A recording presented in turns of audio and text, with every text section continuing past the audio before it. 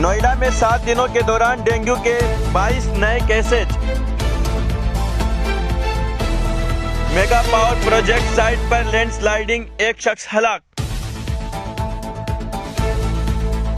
राहुल गांधी ने ट्विटर के नए मालिक एलोन मस्क को मुबारकबाद दी। जनूबी कोरिया में भगदड़ मचने से 149 अफराद हलाक।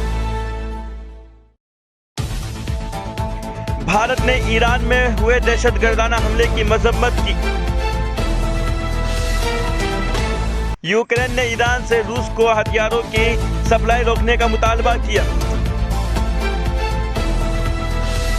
जामिया मिलिया इस्लामिया के 101 बरस मुकम्मल, नुमाइश का इनेकाद।